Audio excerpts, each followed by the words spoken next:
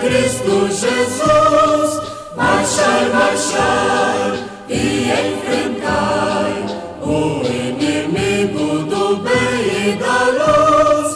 Soldados, avançai, sim, avançar, não recuar, sem temor, com valor, marchai, lutai, pois Cristo vai na vanguarda avançar.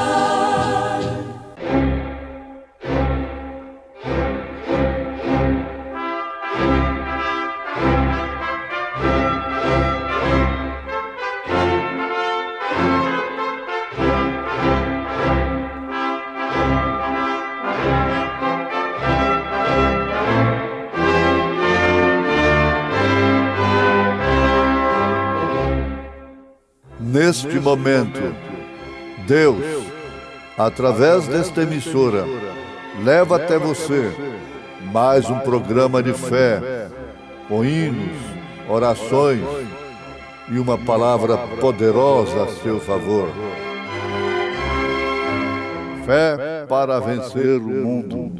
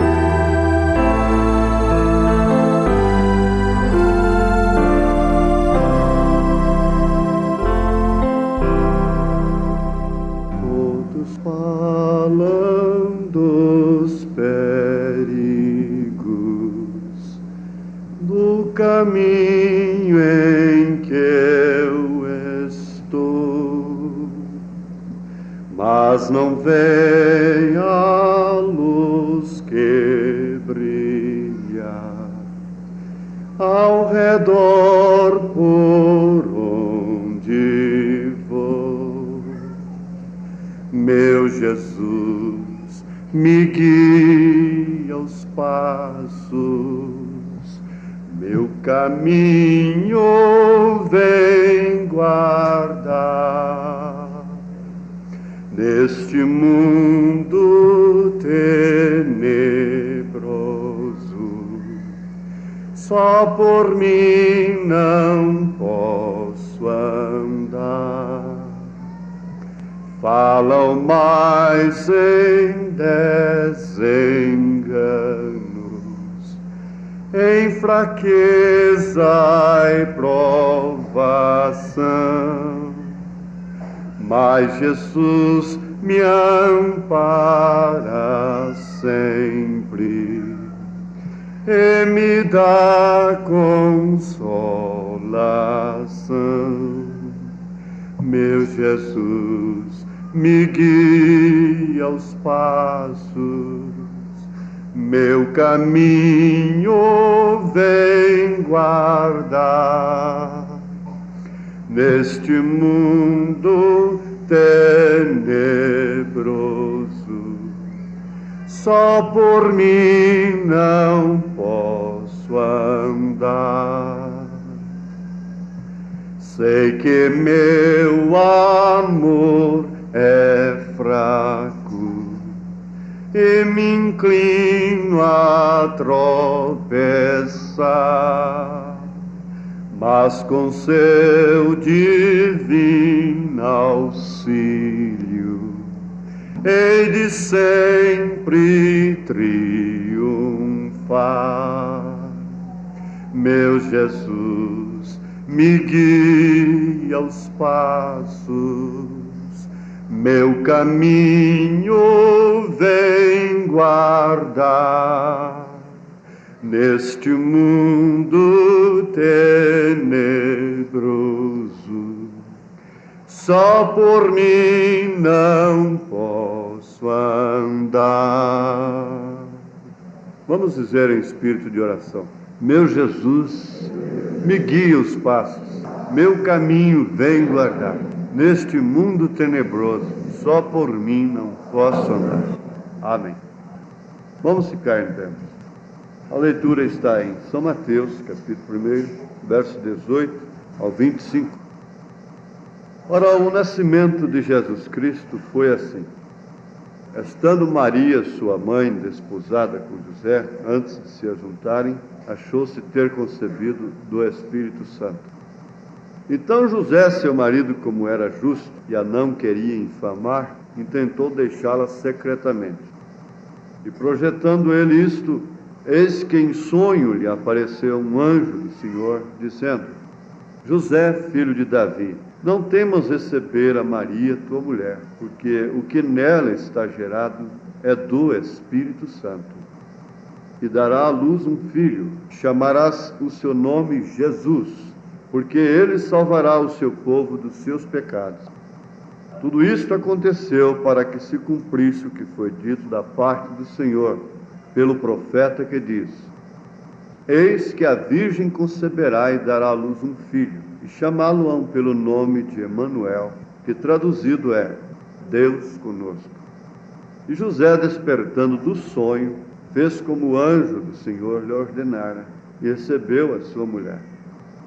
E não a conheceu até que deu à luz seu filho primogênito, e pôs-lhe por nome Jesus. Deus amado, melhor do que o Senhor, nem eu mesmo sei o quanto preciso do Senhor.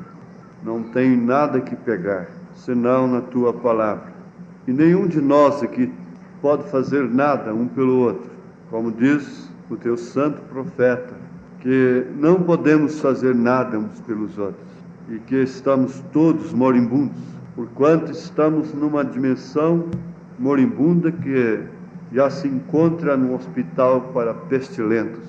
Mas, ó Deus, nós cremos na tua graça, cremos no teu poder, cremos na tua vitória, cremos na tua glória, cremos na longanimidade do Senhor, na tua bondade, na tua misericórdia. Cremos no perdão dos nossos pecados, cremos na cura divina, cremos, ó Deus, no batismo do Espírito Santo, cremos nos reais dons do Espírito Santo, cremos, ó Deus, na volta do Senhor Jesus Cristo. Nós te pedimos, ó Pai, que tua graça e o teu amor superabunde nesta hora, a ponto de muitos quadros serem mudados, aqui presente e aqueles que são representados aqui. Pela fé nós pedimos, em nome de Jesus Cristo. Amém. Podeis assentar. Nós vamos lembrar também aqui de alguma coisa relacionada com sonho. Você sonha dormindo e sonha acordado também. O sonho que você sonha, você diz o profeta, você não pode dizer: sonhe um sonho para mim. Você não pode dizer isso para ninguém.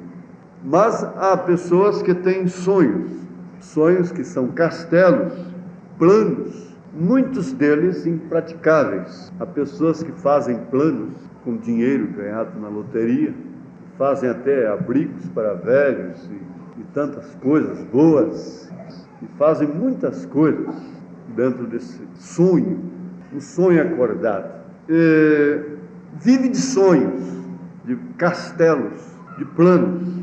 O garimpeiro, geralmente o garimpeiro tem o sonho de encontrar a grande pedra, uma pedra muito grande, diamante. Eu quase que posso dizer que o garimpeiro mesmo tem tanto sonho como outros que não são garimpeiros e querem ir para o garimpo. Então eles têm esse sonho de chegar lá e encontrar muito ouro, um diamante muito grande, se tornarem ricos de um dia para o outro, pagar suas dívidas e ajudar. Aquilo é uma boa intenção tremenda. E consertar toda a situação, não só dele, como de alguns amigos e assim por diante. Mas não passa de sonho. Há muitos sonhos acordados, castelos, planos. Agora, há também, a pessoa sonha com um lar, ela vai ter um lar. Sempre sonhei em ter um lar. E Deus vai dar um lar para aquela pessoa. É um sonho verdadeiro, real. E aquilo se cumpre, talvez com dificuldade, com muita tempestade, muitos problemas. Mas, de repente, passa o tempo, ela tem um lar como desejava. A pessoa tem um sonho. Eu sonhava ter uma bicicleta, quando não podia ter nenhum sapato. Mas um dia eu me vi montado numa bicicleta, de verdade mesmo, e era minha. Depois, daí a pouco, eu já estava sonhando com um carro, né? Um caminhão. Então era um sonho, era caminhão, um sonho era carro. Eu cheguei a sonhar andando de avião, viajando de avião, e isso foi igualzinho o avião. Eu sonhei pregando para a nação, aí já falando de sonho mesmo. Eu sonhei tendo uma multidão na minha frente, passando entre os fios de alta tensão aqui em Goiânia e em São Paulo também. Em São Paulo, no mesmo sonho que eu tive com Goiânia, passando entre os fios de alta tensão, voando, e sonhei pregando no rádio para toda a nação. Isso antes mesmo de ser um pastor, antes de vir para Goiânia, que eu sou daqui, de Trindade, fui criado aqui, mas fui embora para Brasília como pioneiro, o ano que começou lá, e voltei daí 10 anos. Então eu via, às vezes eu viajando na estrada, eu via multidão na frente assim do carro. Eu dava murro no painel, eu pregava sozinho, eu pregava até alta madrugada sozinho, eu cantava, eu chorava, eu ria. E eu tinha esse sonho. E você sabe que o sonho se cumpre às vezes, né? Chega a hora que ele tem o seu cumprimento. Eu não sei se já chegou o fim, ou está chegando o fim, né, do seu cumprimento. Mas o certo é que Deus cumpriu todo sonho. Você não tenha, assim, ilusão.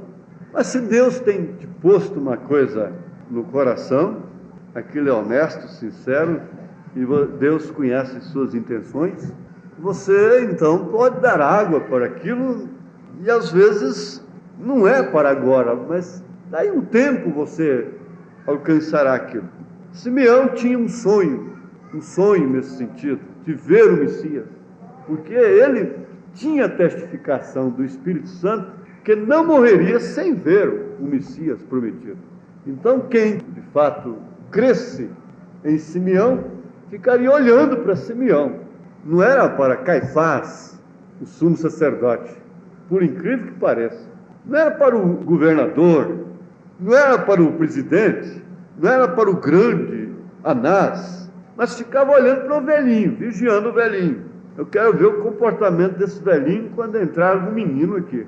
Eu vou todos os dias no templo acompanhar esse velho, porque esse velho, eles estão dizendo aí que ele está caducando, porque ele disse que não vai morrer sem ver o Messias, mas eu sei lá, eu creio nesse velho, e eu vou vigiar isso. E quando visse Simeão levantando a criança e fazendo aquela oração, então diria, achei o Messias, né? É este mesmo. Baseado na convicção de Simeão, todo mundo podia saber quem era o Messias. Se pudessem crer na Ana, cega, que não via com os olhos naturais, mas via com sua alma, com seu espírito, então ninguém teria rejeitado a grande pedra. Os edificadores não teriam rejeitado, mas, tendo olhos, não podiam ver. Eles não puderam ver. Eles têm até hoje um sonho com a vinda do Messias. Já visto que eles aguardam o Messias e lamentam no muro da lamentação para ser retirado a mesquita de Omar do lugar santo, lá do lugar do templo, onde Salomão construiu o templo, foi derrubado depois, segundo as palavras de Jesus, 70 anos depois. Então eles lamentam para a abominação, a assolação sair do lugar em que não deve estar. A abominação e a assolação está no lugar em que não deve estar, no lugar do templo. E assim, inconscientemente, eles estão orando pelo rapto nosso, pelo arrebatamento da noiva, da igreja de Jesus Cristo, porque jamais isto acontecerá. Ele não se manifestará aos judeus sem que recolha a sua esposa primeiro, como José fez lá no Egito. Então eles esperam, é um sonho para eles, a vinda do Messias. para determinada classe de judeu. Mas, irmãos, eu quero aqui falar um pouquinho só, como quase que saindo da linha, e eu pensei assim: Deus pode mudar o quadro.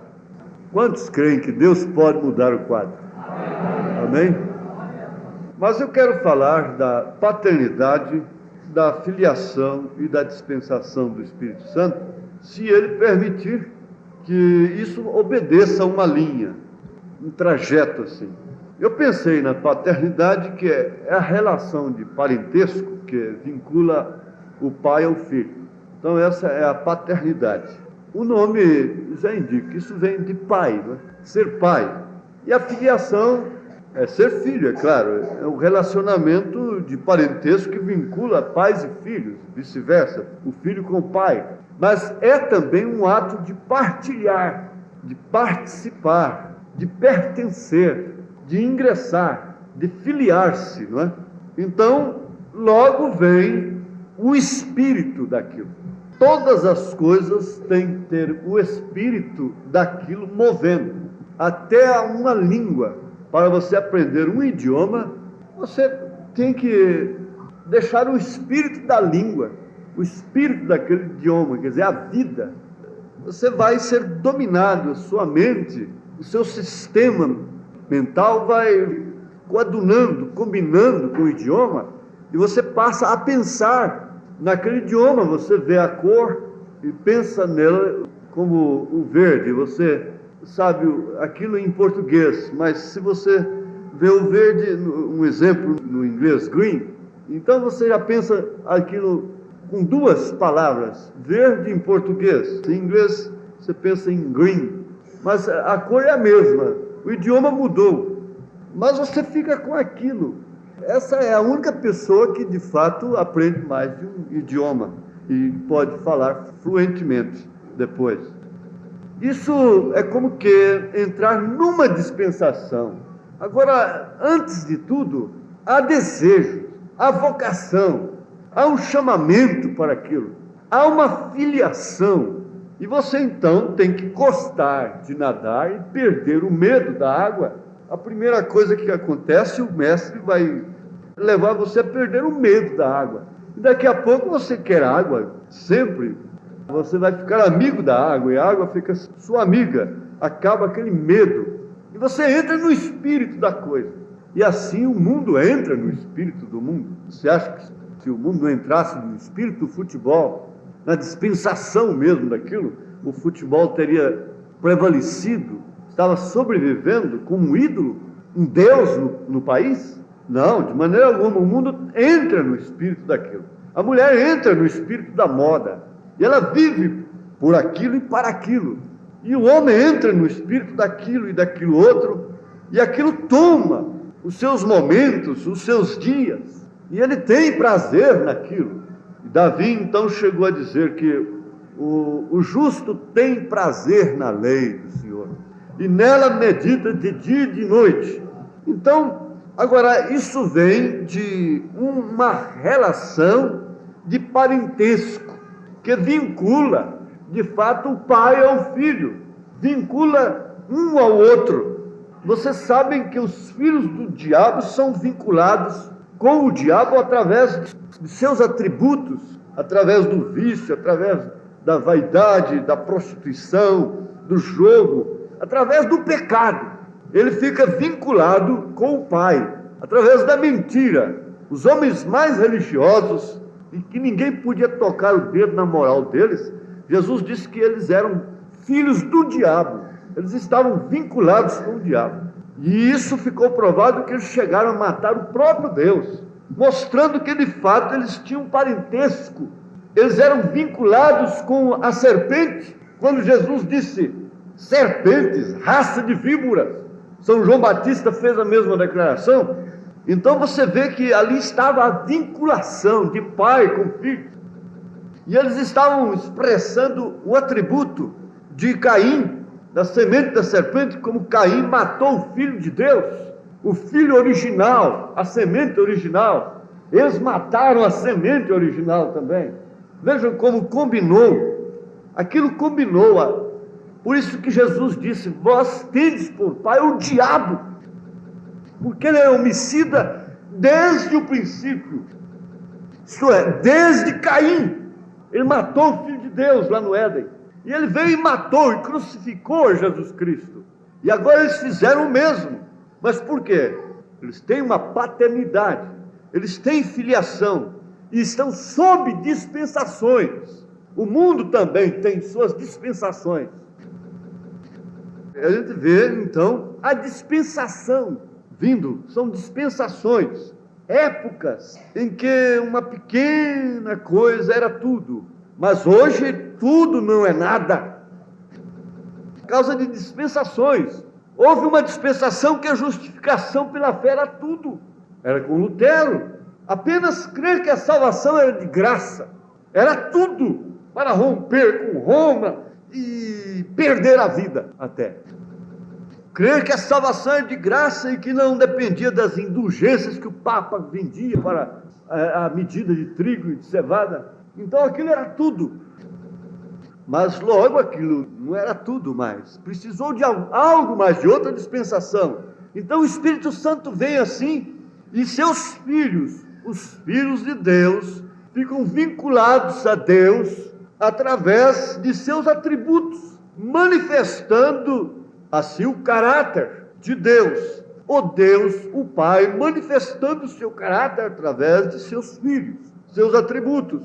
Mas o que eu quero enfatizar agora, já que já temos tido aqui uma escola, podemos dizer assim? Basta ser filho de Deus, basta pertencer originalmente a seu povo, para que Deus então esteja ocupado com você, para que Deus esteja ocupado com o povo, para que Deus esteja ocupado com uma pessoa, porque quem está ocupado com o mundo é o diabo. Deus não está ocupado com o mundo, Deus está ocupado com seus filhos. Você não está ocupado com o filho do vizinho, você está ocupado com seus filhos, não é certo? Deus não está ocupado, Ele dá chuva, Ele manda sol e chuva sobre justos e injustos, maus e bons. A natureza está aí sendo destruída, sendo crucificada também, mas isto é, Ele entregou aí, deixou aí. Ele, o Espírito Santo, não está ocupado. Ele não está ocupado mais com o mundo. Ele não vai atravessar o mundo e evitar que a terra seja explodida com a bomba atômica. Agora ele está ocupado com seus filhos, porque há a paternidade, a filiação, e ele está ocupado justamente operando numa dispensação. E qual é a dispensação que estamos? Se nós pudermos dizer graça, dispensação da graça, nós dizemos tudo, nós falamos tudo. A graça foi estendida aos gentios, mas chegaria o tempo que Deus não trataria mais com os gentios, não se ocuparia mais com os gentios, e esse tempo já chegou. Ele não está trabalhando com os gentios, não, ele está trabalhando com sua noiva. Ele está trabalhando com sua noiva eleita. Ele disse: eis que eu estou à porta e bato. Se você tem lido as eras, você está sabendo por que você está dizendo amém. Eis que estou à porta e bato. Se alguém abre, então eu entrarei e cearei com ele. Mas quem está na porta batendo é porque está do lado de fora. Então ele não está em Laodiceia. Você pode ver cura divina, você pode ver o sol sobre maus e bons, a chuva sobre maus e bons, mas a dispensação mesmo da hora é somente com a noiva. A dispensação do momento de Deus, do Espírito Santo, é exclusivamente com a noiva. Não há mais outra ocupação com Deus. Então Deus se encarrega de mudar todos os quadros que Ele tem que mudar. Aquele moço foi lá no curral e fez aquela promessa para aquela jovem que estava lavando louças. Ele viu caráter nela que não viu nas demais. Elas não gostavam de trabalhar, elas gostavam de exibir as suas unhas bem tratadas. E elas não podiam lavar louças, e elas queriam mostrar beleza. Então ele foi no curral, encontrou a moça lavando louças, descalço, pés descalços, e trabalhando, sem unhas pintadas e coisas assim. Então ele foi a segunda noite, lhe pediu em casamento e foi embora. Fez a promessa e foi embora. Mas ele foi em silêncio. Eu não creio que ele escreveu. O profeta não diz isto. Mas ele fez a promessa. Ela não tinha nem mesmo um escrito, um papelzinho escrito daquela promessa, como nós temos a Bíblia, como nós temos a mensagem. Mas ela tinha a palavra dele. E então ele foi ocupado com ela, comprometido com ela. Isaac já ficou comprometido com a moça que Eliezer trouxesse para ele, porque aquilo foi sob juramento. Então você não tem nada que temer. Se você pertence à noiva de Jesus Cristo, você está sob uma dispensação. Deus tem a dispensação do Espírito Santo em seus filhos, para silêncio, para lutas, para lágrimas, para sorrisos, para tempo de espera, para tempo de sol, para tempo de chuva, para tempo de doença, para tempo de saúde, de abundância, de escassez, seja o que for. Posso todas as coisas daquele que me fortalece. Amém, disse São Paulo. Glória a Deus.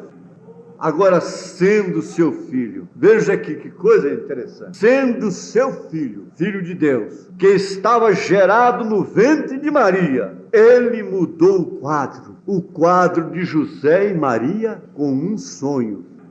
Ah, mas eu gostei disso. Veja aqui, o profeta dizendo: ele os mudou através de um sonho. E ele disse a José, através de um sonho, como cuidar do bem-estar do seu próprio filho, porque ele teve o sonho, lá estava, era de todos os modos seu filho. E veja que quadro horrível estava aquele. José, um homem justo, casou-se com aquela menina nova, como diz o profeta, e encontrou que ela estava grávida. Ora, o nascimento de Jesus Cristo foi assim: estando sua mãe desposada com José, antes de se ajuntarem, achou-se ter concebido do Espírito Santo. Então José, seu marido, como era justo e não a queria infamar, quer dizer que o justo não infama a pessoa, né?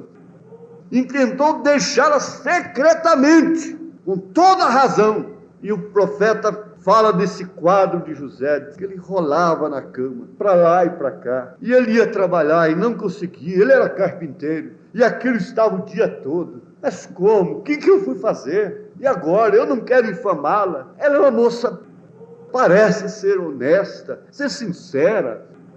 Ela disse que um anjo lhe falou, e o quadro estava assim, e o velho estava quase perdendo a cabeça, quase sofrendo um derrame cerebral, uma coisa assim. E Deus não pediu satisfação para ele antes. Quase que seria melhor o anjo aparecer para José e dizer: José, a tua mulher vai conceber do Espírito Santo, e não falar nada com ela. O justo seria isso, porque ele era o cabeça dela. Deus deveria ter feito isso. Parece que seria mais correto Deus vir a José e falar tudo para ele, explicar tudo para ele. E depois, quando ela aparecesse grávida, o próprio José diria: filha, tenha calma, descanse, fique alegre. O anjo me apareceu, isso é do Espírito Santo, você vai dar à luz o Messias, Jesus Cristo. Mas não, ele veio a ela e não foi a ele. Ele veio a ela pessoalmente, falou com ela cara a cara. Mandou o anjo falar com ela cara a cara: salve agraciada, e deu a mensagem para ela, e não falou nada com José. E o José estava quase morrendo, o quadro estava feio, triste, horroroso, negro. Aí o profeta diz assim: com um sonho Deus mudou o quadro. Deus pode mudar um quadro com um sonho? Pode sim. E um sonho é secundariamente algo que está fora em um lado, porque as pessoas podem ter sonhos que não são certos. Mas lá não havia nenhum profeta na terra naquele dia. Bem, lá não havia nenhum profeta, portanto Deus teve que usar o que ele tinha para usar. Era a dispensação. Ele estava ocupado. Aquela era o evento, o próximo evento de Deus. Era a ação de Deus no determinado dia, no determinado momento. e nos ensina que Deus pode usar cada faculdade e tudo que fazemos se é consagrado a Ele. Mas isto tem que ser primeiro consagrado a Ele, que suas meditações, as quais realmente refletem o seu sonho, vêm, porque é o seu subconsciente. Se você observar um sonho, você verá que é algo no qual você tem estado pensando, ou algo assim. Geralmente você vê e deixa sua mente estar em Deus, então vem. Então isso reflete algo para Ele. E seja o que for que você é, deixe isto refleti-lo. Agora Deus, você vê que Deus estava numa dispensação ali. Ele traria o grande evento da primeira vinda. Então ele deixou que José rolasse na cama muitos dias para depois lhe dar um sonho. Agora veja, irmãos, compare isto com a segunda vinda de Jesus Cristo. Quem tem que estar ocupado com isso? Quem tem que estar preocupado com isso? Com a subida da noiva, com a subida da igreja noiva, a maneira, como será, quando será, de que forma será? Ora, é Ele. Se tem que haver alguma preocupação, é individual, é pessoal. Se tem que haver algum desespero, é individual, é pessoal. Isso é uma questão individual, pessoal, é sua. Porque o rapto, a salvação, é individual, é pessoal. Eu queria ainda mostrar aqui um quadro de sonhos, e eu deixei passar, mas ainda tem tempo.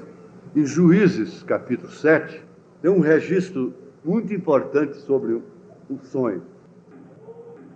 Então Jerubaal, que é Gideão, se levantou de madrugada, e todo o povo que com ele havia se acamparam junto à fonte de Arote, de maneira que tinha o arraial dos midianitas para o norte, pelo outeiro de Moré, no vale. E disse o Senhor a Gideão: muito é o povo que está contigo. Você tem gente demais. Começa a tropeçar um no outro, não é? Para eu dar aos midianitas em sua mão, a fim de que Israel se não glorie contra mim, dizendo: a minha mão me livrou. Deus não dá sua glória para ninguém. Agora, pois, apregou aos ouvidos do povo, dizendo: quem for cobarde e medroso, volte e vá-se apressadamente das montanhas de Gileade. Vá, através, lá do outro lado das montanhas, se protejam por lá de seus pavores, recuem. Então voltaram do povo 22.000, e 10.000 ficaram. 10.000 ficaram. Gideão ainda ficou com uma congregação muito grande. Uma congregação de 10.000 pessoas precisa 10 tabernáculos desse aqui para abrigar. Não é brinquedo. E disse o Senhor a Gideão: ainda muito povo há, faze-os descer as águas, e ali tu os provarei. E será que aquele de quem eu te disser, este irá contigo. Esse contigo irá. Porém, todo aquele de que eu te disser, esse não irá contigo, esse não irá. Amém? Era questão de Deus, era problema de Deus, velar e zelar pelo seu povo, e ainda mais com este propósito de não dar sua glória. Ele não queria nem que o próprio Israel dissesse que foi ele quem venceu, porque era numeroso, tinha gente demais. Ele queria que Israel sentisse a sua mão, saber que era ele. E ele tem jogado a noiva, a igreja dele, nessa circunstância.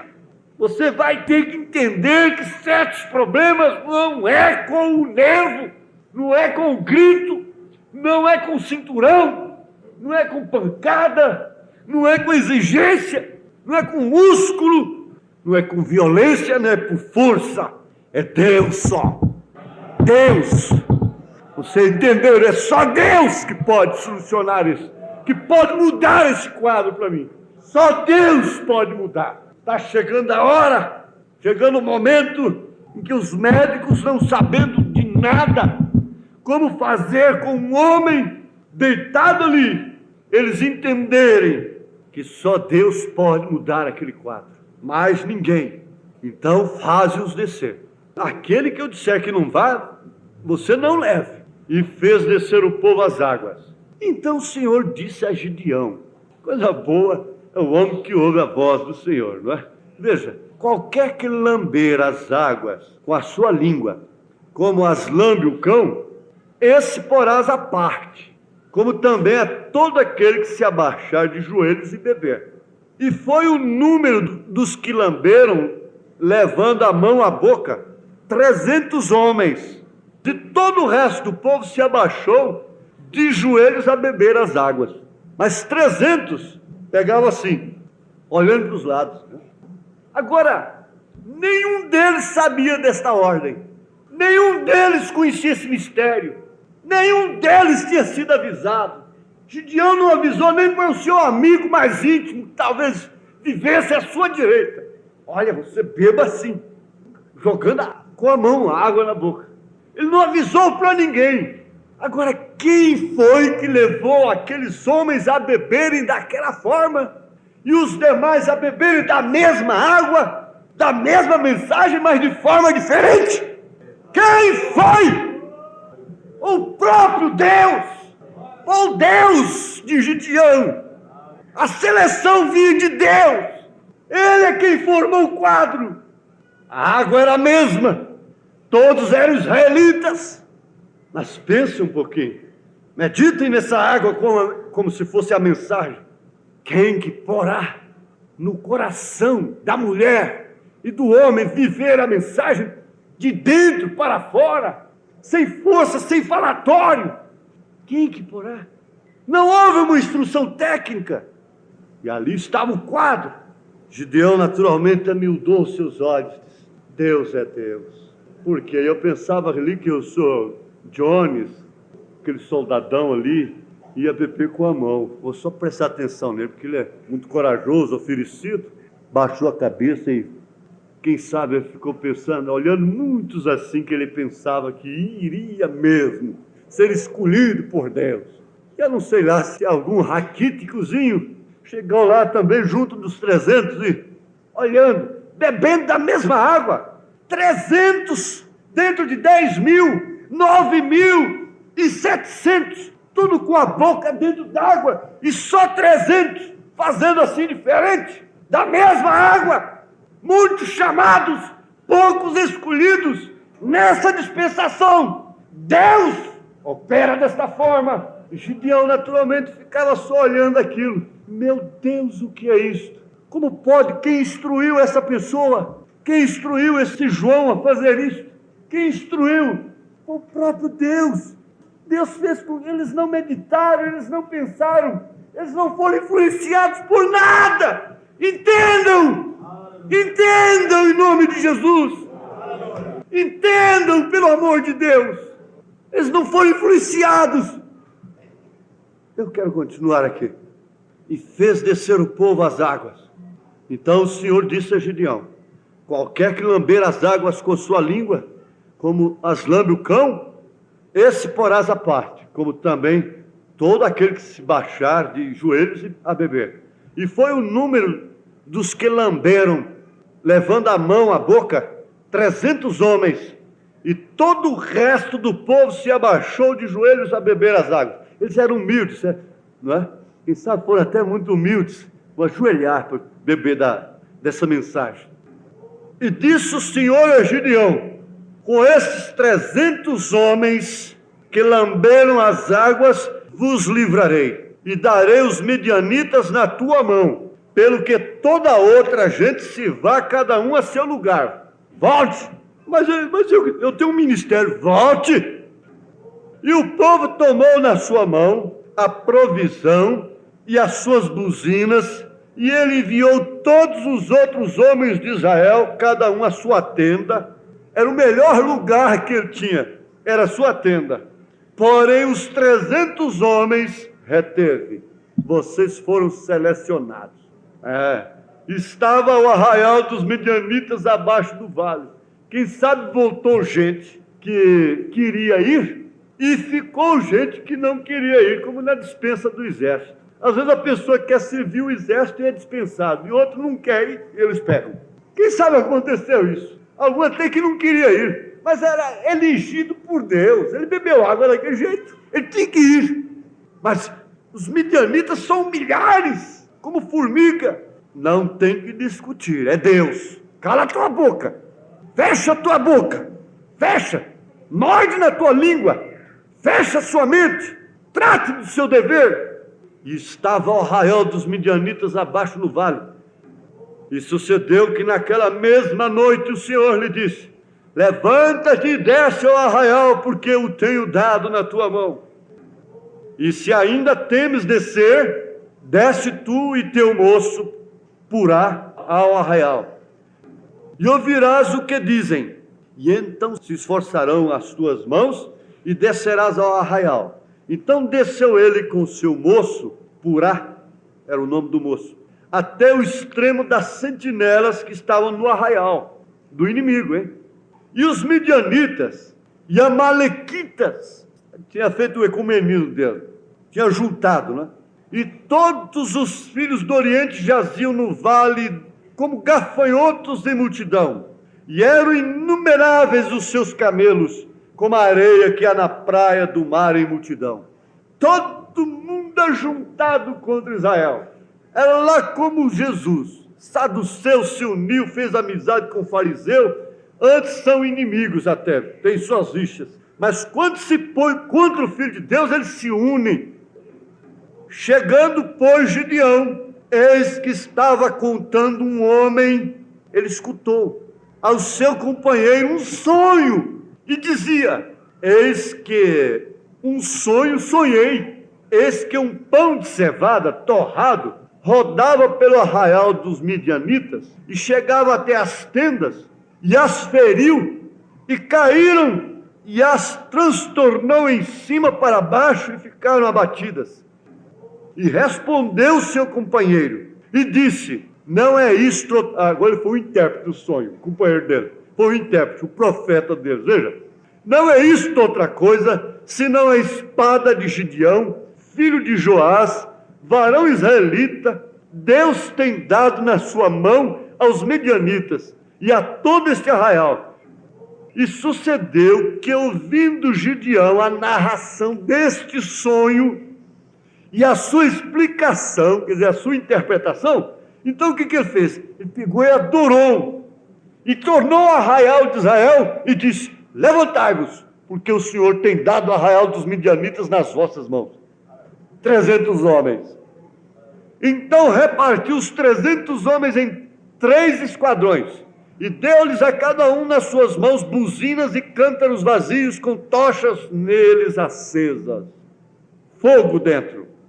E disse-lhes: olhai para mim, e fazei como eu fizer. E eis que, chegando eu ao extremo do arraial, será que como eu fizer, assim fareis vós.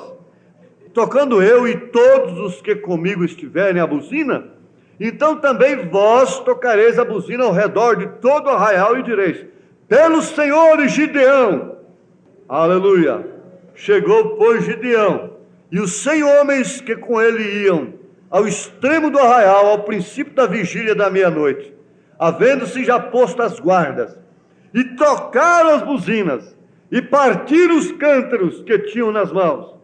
Assim tocaram os 3 esquadrões as buzinas, e partiram os cântaros, e tinham nas suas mãos esquerdas as tochas acesas, e nas suas mãos direitas as buzinas que tocavam, e exclamaram: espada do Senhor e de Gideão. Aleluia, aleluia. O intérprete do sonho já tinha dito lá que era a espada, e ficou-se cada um no seu lugar, ao redor do arraial. Então todo o exército deitou a correr, e gritando fugiram. Tocando, pois, os 300 as buzinas, o Senhor tornou a espada de um contra o outro, e isto em todo o arraial. E o exército fugiu para Sererá, até Bet-sita, até os limites de Abel-meolá, acima de Tabate. Então os homens de Israel, de Neftali, de Aser e de todo o Manassés, foram convocados e perseguiram os midianitas. Também Gideão enviou mensageiros a todas as montanhas de Efraim, dizendo: descei ao encontro dos midianitas e tomai as águas até Bet-bara, a saber, o Jordão, convocados, pois, todos os homens de Efraim, tomaram-lhe as águas até Betbara e o Jordão, e prenderam a 2 príncipes dos midianitas, a Oreb e a Zibe, e mataram Oreb na penha de Oreb, e a Zibe mataram no lagar de Zibe, e perseguiram aos midianitas, e trouxeram as cabeças de Oreb e de Zibe a Gideão, da além do Jordão. Você viu como o quadro foi mudado com um sonho? Deus pode mudar um quadro, com uma palavra apenas. O centurião tinha um quadro que afligia seu coração. O seu criado estava doente, naturalmente a morte, e ele foi a Jesus e pediu que Jesus fosse curar seu criado. Quando ele viu que Jesus ia mesmo, ele foi tomado por uma fé tão grande, tão perfeita, que ele disse: eu não sou digno de que entres debaixo do meu telhado, diga apenas uma palavra e o quadro será mudado. Aleluia! Você vai com o irmão Brano na casa da irmã Muser, e chega ali, então você vê os meninos brincando e às vezes sorrindo e zombando até, e quando o Espírito Santo caiu, o quadro foi mudado. Aleluia! É fácil mudar quadro quando é filho de Deus. Veja aqui o que aconteceu com Jó. Eu quero ler Jó 42, verso 10. E o Senhor virou o cativeiro de Jó quando orava pelos seus amigos. E o Senhor acrescentou a Jó outro tanto em dobro, e tudo quanto dantes possuía. Então viram a ele todos os seus irmãos e todas as suas irmãs, e todos quantos dantes o conheceram, e comeram com ele pão em sua casa, e se condoeram dele, e o consolaram de todo o mal que o Senhor lhe havia enviado. E cada um deles lhe deu uma peça de dinheiro, e cada um pendente de ouro. E assim abençoou o Senhor o último estado de Jó, mais do que o primeiro, porque teve 14.000 ovelhas, e 6.000 camelos, e 1.000 juntas de bois, e 1.000 jumentas. Também teve 7 filhos e 3 filhas. E assim por diante. O seu quadro foi completamente mudado. De belo para horroroso, horrendo. De um homem farto de saúde, de bens, para um leproso, sem filhos, e tudo perdido, pobre, rejeitado, enjeitado até pela sua própria esposa. Deus mudou um quadro bonito para horrendo, horroroso, mas logo ele mudou do horroroso para um belo, belíssimo, glorioso.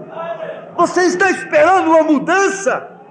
Aleluia! É fácil guiar um cordeiro, é fácil mudar um cordeiro de direção. Uma pomba dirige um cordeiro.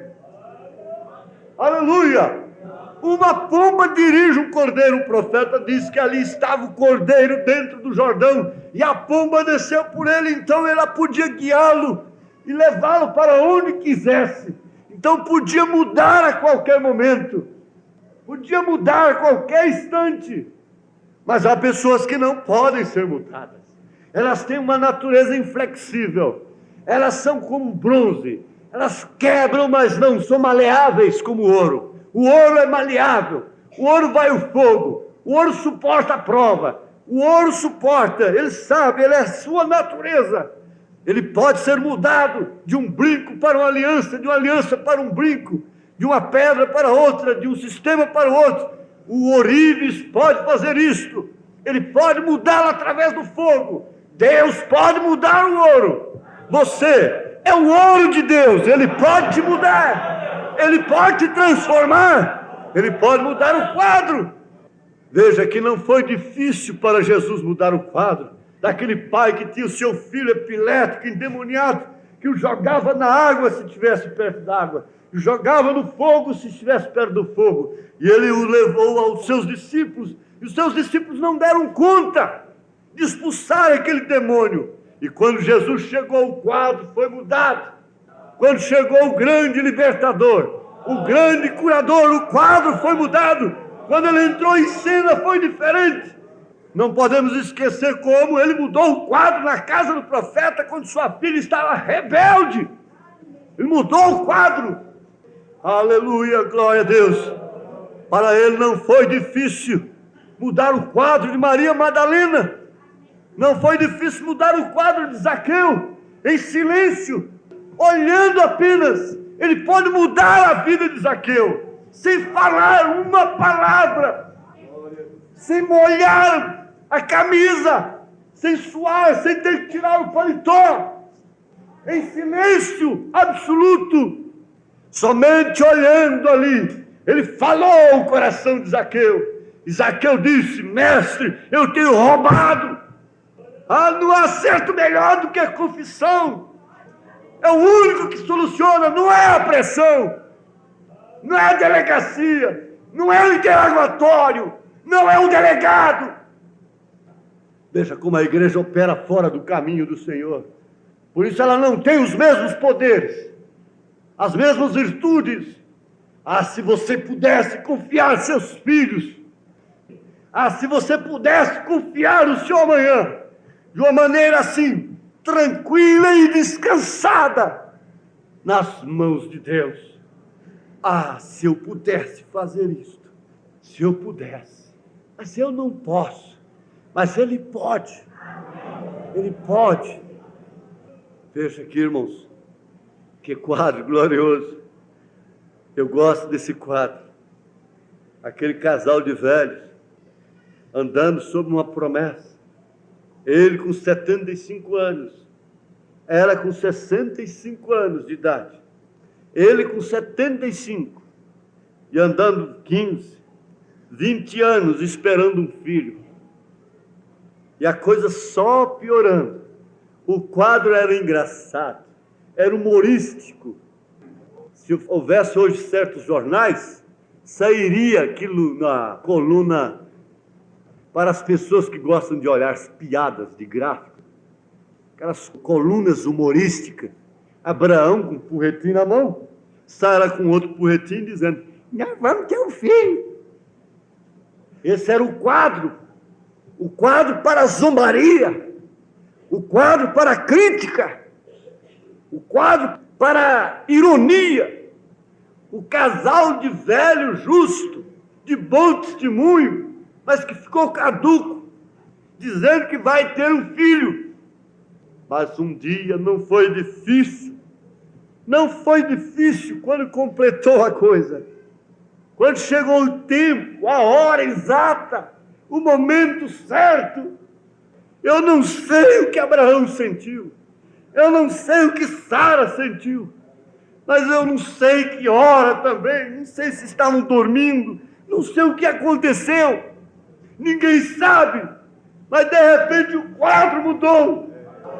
Era um homem forte, novo, era uma moça nova, bonita, não precisava de porretinho mais. Aleluia! O quadro mudou, houve transformação. E diz o profeta que uma hora dessa nós seremos transformados, o quadro será mudado. Ele mudará o quadro. E São Paulo disse em 1 Coríntios capítulo 15, verso 51: eis aqui vos digo um mistério, na verdade nem todos dormiremos, mas todos seremos transformados, seremos mudados, no momento, no abrir e fechar de olhos, ante a última trombeta, porque a trombeta soará, e os mortos ressuscitarão incorruptíveis, e nós seremos transformados. Todo o quadro será mudado. Que mudança gloriosa para Deus em mim, que mudança gloriosa para Deus em você. Se há paternidade, se há filiação, você estará na dispensação do Espírito Santo para aquela hora. Isto é a nossa consolação. Aleluia! Não há outro tempo melhor do que o tempo da dispensação de Deus para aquele tempo. Se é seca, se é emagrecer, ficar esquelética como a viúva, mas ela estava numa dispensação de seca. Ela estava vivendo a dispensação da seca. Ela estava vivendo como viúva, que tinha o calibre de Elias. E na hora certa, Deus mudou o quadro. Parou com o urubu, com o corvo de mandar sanduíche para Elias. Secou o riacho. O quadro ficou totalmente diferente para ele. Chegou lá, era outro quadro. O quadro estava horroroso, feio, esquisito. E de repente, aquilo foi sendo mudado. Farinha e azeite na botija, farinha na panela, não faltava mais. Mas de repente o quadro caiu. O menino morreu. O filho morreu. Houve morte. O quadro ficou feio. Era preferível ter morrido lá, nós dois, sem azeite e sem farinha. Agora que eu tenho tanto, meu filho morre. O quadro vai ser mudado, mulher. A sua fé dizia: homem de Deus, veja aí, você veio trazer a minha iniquidade à memória. O que podes fazer por mim? Elias foi lá e mudou o quadro. Ressuscitou o menino. Aleluia, glória a Deus. Agora sei que és homem de Deus. Agora você sabe. O azeite e a farinha não falaram que ele era homem de Deus? A ressurreição completou. A ressurreição completará. A transformação completará a nossa fé. Porque aquele que começou a boa obra a aperfeiçoará até o dia de Jesus Cristo. Eu pergunto, a obra que Deus começou na sua vida, foi Ele quem começou? Quem pode levantar a mão? Quem pode levantar? Foi Cristo que começou? Tudo que está na sua vida foi Cristo. Ele vai aperfeiçoar. Ele vai aperfeiçoar. Aleluia. Todo o quadro, você vê, houve uma decadência tremenda na vida de Davi. Ele estava lá em cima, forte, de repente caiu. Caiu, ficou destroçado, foi lá embaixo. E ele ficou foragido. E ninguém queria ser Davi naquela hora, a não ser aqueles companheiros das horas negras. Ninguém queria estar com ele, a não ser aqueles companheiros das horas difíceis. Esses ficaram, e ele ficou foragido, e o quadro era totalmente esquisito e feio.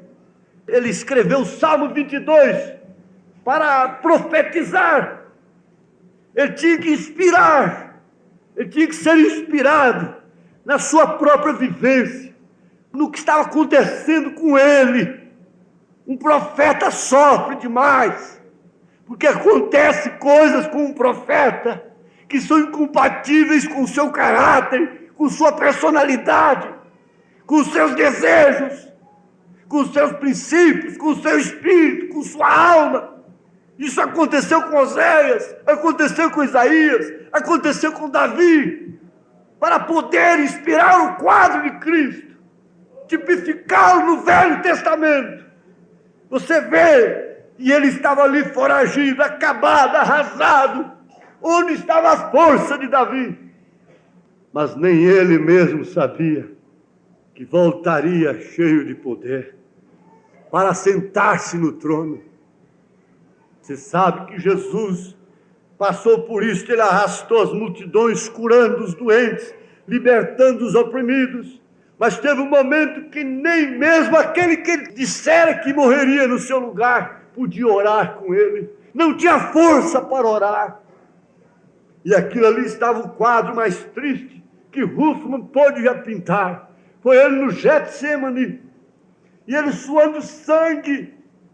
E Pedro e João e Tiago, os três que eram chamados sempre à parte, não podiam nem sequer orar com ele. Aquele era um quadro triste, era a dispensação do momento, mas aquilo não anulava a paternidade. O quadro do filho pródigo, barbudo, fedendo, nojento, lá tratando de porcos com fome, não anulou a paternidade, a filiação. Não tinha jeito. Jesus, desprezado, continua sendo filho de Deus.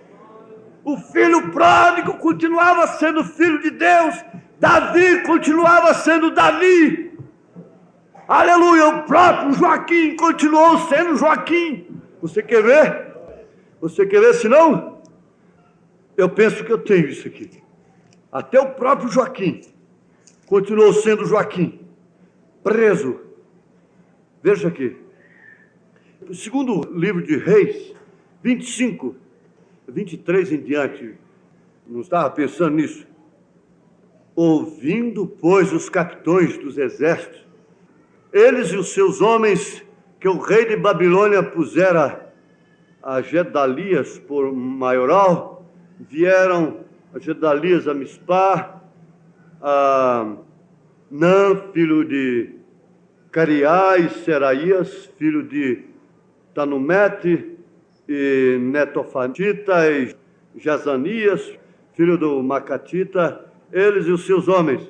E Gedalias jurou a eles e os seus homens, e lhes disse: não tem mais ser servos dos caldeus, ficai na terra e servi ao rei de Babilônia, e bem vos irá. Porque, você sabe, era a ordem de Deus. Montbrand disse que ninguém podia ser abençoado fora de Babilônia.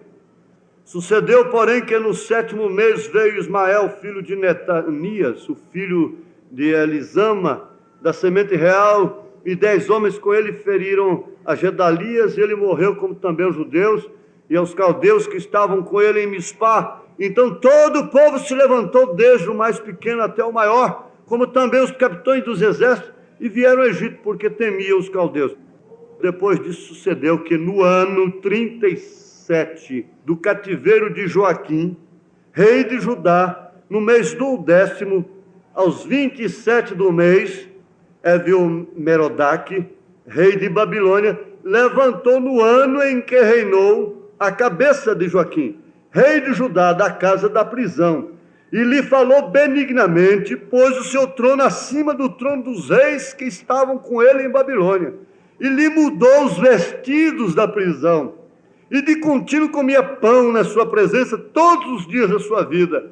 E quanto à sua subsistência, pelo rei lhe foi dada subsistência contínua, a porção de cada dia no seu dia, todos os dias da sua vida. Mudou o quadro até do Joaquim. Mudou o quadro até do Joaquim. Mudou o quadro do João. Tirou o João, botou dentro do tacho de azeite fervendo, 24 horas. Tirou o João, levou para a ilha de Pátios. Depois tira o João, volta com o João para cá. Depois leva o João para lá. Vai sempre mudar o quadro. Mudou até do Joaquim. Ele mudará esse quadro. Um dia ele mudará esse quadro. Abraham Lincoln, quando viu aqueles reproduzindo aqueles escravos fortes, pegando como touros, como se fossem animais, bois, para tirar uma boa reprodução, fechou o punho. Ele disse: um dia eu mudarei esse quadro. Ele fechou o punho, e aquele homem de cor estava vendo suas vestes sanguentas, sujas de sangue, ali naquela exposição. O irmão Brana viu quando descia lágrimas nos olhos dele. Ele disse: por que você está chorando assim? Ele disse: eu trago as marcas no meu corpo da escravatura, e aí está o sangue de quem me libertou. Foi mudado o quadro. Ah, sim, um dia isto será mudado. A gente entra no hospital, Deus muda o quadro. Deus muda o quadro. Aleluia, glória a Deus. Amém. Ele pode mudar o quadro. A coisa fica completamente diferente. É melhor hoje estar desprezado com os humildes de Deus. Um dia ele veio a mim e falou: eis que eu deixarei contigo um povo pobre, humilde, mas que crerão no meu nome. Aleluia, glória a Deus. Você crê que ele mudará o seu quadro? Você crê que ele te transformará para o rapto? Você crê nisto? Que ele te mandou beber água desta forma, crendo desta maneira? Aleluia, glória a Deus. Não dá vontade de parar mais. Glória a Jesus. Mas eu tenho que parar. Aleluia, glória a Deus. Aleluia. As tuas mãos dirigem meu destino. Ó Deus de amor, folgo em que seja assim. Teus são os meus poderes, minha vida. Em tudo, eterno Pai, dispõe de mim. Meus dias sejam curtos ou compridos, passados em tristezas ou prazer, em sombra ou luz, é tudo como ordenas. E é tudo bom, se for do teu querer. As tuas mãos dirigem meu destino, cravadas em ensanguentada e rude cruz. Por meus pecados foram traspassadas, bem posso nelas descansar, Jesus. Nos céus erguidas, sempre intercedendo, as santas mãos não podendo nunca em vão. Ao seu cuidado, em plena confiança, entrego a minha eterna salvação. As suas mãos dirigem meu destino, acasos para mim não haverá. O grande Pai vigia o meu caminho e sem motivo não me afligirá. Encontro em seu poder constante apoio, forte é seu braço, insônio seu amor. E em breve, entrando na cidade eterna, eu louvarei meu guia e Salvador. Glória a Deus, então louve a Deus, levante suas mãos, eu glorifique. Glória a Deus, aleluia. Aleluia!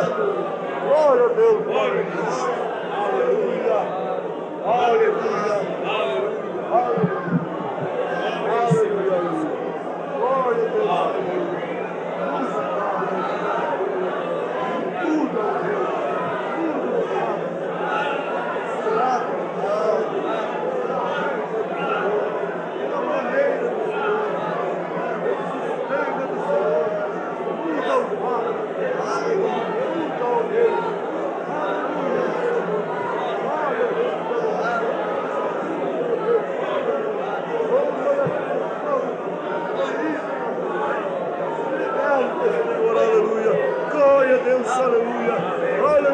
Aleluia! Glória a Deus! Peça a Deus para mudar o quadro do enfermo, o doente, o ferido, o machucado, aquele que está machucado. Deus muda o quadro de sua vida, tira Satanás com sua doença. Oh, mesmo que ele não tire, você continua sendo um filho de Deus, uma filha de Deus. Se há paternidade, se há filiação, você está na dispensação do Espírito Santo. Deus é bom, Deus é eterno, Ele é o mesmo ontem, hoje, eternamente. Ele não muda, aleluia, Ele muda o quadro, sim, quando Ele quer, Ele pode mudar tudo. Deus muda o quadro, aleluia, aleluia. Glória a Deus, aleluia. Amém, amém. A igreja é espírito de oração. A igreja é espírito de oração. Há alguma pessoa que anda vagando por aí, com a vida assim, com um quadro horroroso, e sentiu que Deus muda a sua vida hoje, muda o quadro de sua vida. Você crê no sangue de Jesus, no poder de Jesus para mudar sua vida, para te transformar em um verdadeiro cristão, em uma verdadeira cristã. Isso está pulando dentro do seu coração, essa certeza, e Ele te dá esse desejo de mudança de vida. Se você quer e deseja essa mudança, essa transformação, deixar de ser uma pecadora, um pecador no mundo e se entregar a Cristo, uma vez por todas, você deseja isto no coração, de corpo, alma, espírito, deseja por dentro mesmo, aleluia, você deseja deixar os credos.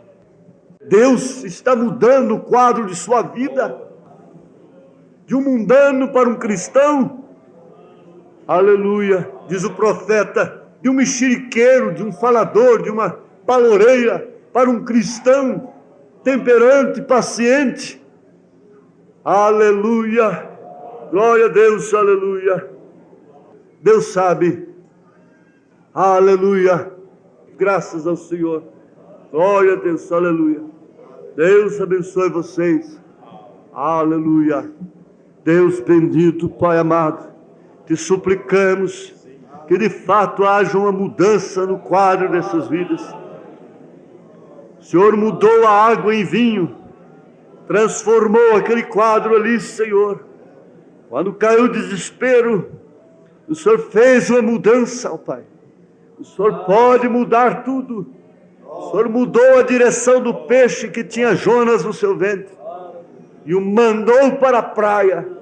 Uma coisa impossível, um grande peixe ir na praia. Ele fez uma operação suicida porque ele não podia voltar depois. Mas ele tinha que vomitar o profeta do Senhor na praia. Aleluia! Aleluia! Glória a Deus! Graças ao Senhor! E saia de toda forma na praia celestial aqueles que têm que descer para a vida eterna. Glória a Jesus! Se há arrependimento aqui nesta hora, dá-lhes o perdão, ó Pai. Sela essa rendição e dá-lhes a consolação, o poder do Espírito, no nome de Jesus Cristo. Amém, Senhor, amém. Glória a Deus, glória a Jesus, aleluia. Ele é tudo para mim, Ele é tudo para mim. Ele é o tesouro que eu tenho guardado em meu peito. Ele é tudo para mim. Ele é o tesouro que eu tenho guardado em meu peito. Ele é tudo para mim. O que ele começa, ele termina. Ele aperfeiçoa. Ele às vezes não muda, ele aperfeiçoa. Aquele quadro na Alemanha, ele é horroroso de longe, mas de perto, ele é lindo. São anjos sobrevoando, batendo asas. Glória a Deus. Nem toda nuvem negra significa desaprovação de Deus. Nem toda bonança quer dizer que Deus está naquilo. Então você tem que saber que uma viagem pode ser sacudida por ventos e tempestades, mas o importante é chegar seguro no porto. Glória a Deus. E Ele garante a sua chegada. Ele garante. Glória a Deus. É o meu papai que está no leme. Ele passa por tudo isso. Ele muda de trajeto. Ele faz o que ele bem entende. Ele pode mandar o mar vir a bonança no mar. Você pode cantar, você pode rejubilar em meio à tempestade. Dificilmente sai um hino de louvor. Dificilmente sai um hino, mesmo que seja assim. Quando te sente triste, doendo o coração, olhe com fé para cima, Deus dá consolação. Sempre, sempre, olhe com fé para cima. Quando Jesus resplandece a luz, olhe com fé para cima. Tens uma dor secreta que ninguém pode ver. Olhe com fé para cima, que o alívio has de ter. Sempre, sempre, olhe com fé para cima. Quando Jesus resplandece a luz, olhe com fé para cima. Quando os amigos fogem, olhe com fé para cima. Aleluia, glória a Deus.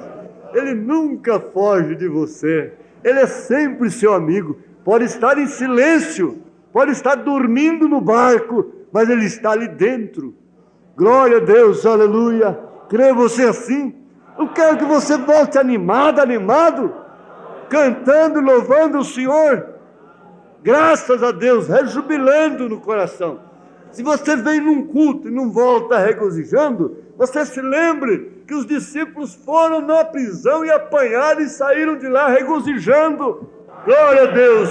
Então louve a Deus, levante suas mãos e o glorifique. Glória a Deus! Aleluia! Aleluia! Glória a Deus! Glória a Deus! Aleluia! Aleluia! Aleluia!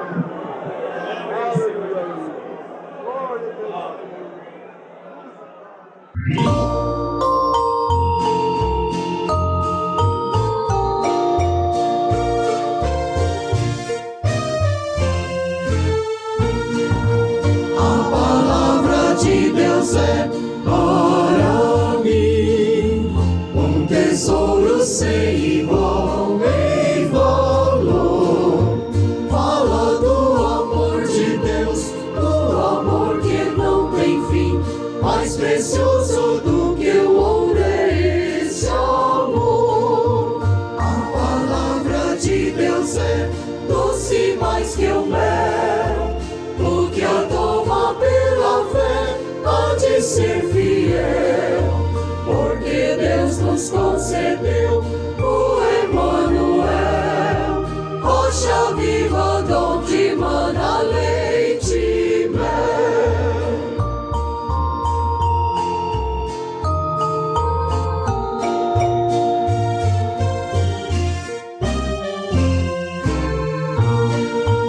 Nos que guia pela senda da paz e alumia os que em trevas estão, lâmpada que nos faz ver os ardis de Satanás e que brilha mesmo na escuridão. A palavra de Deus é doce mais que o mel, o que a toma pela fé pode ser fiel, porque Deus nos concedeu o Emanuel, rocha viva donde mana leite e mel.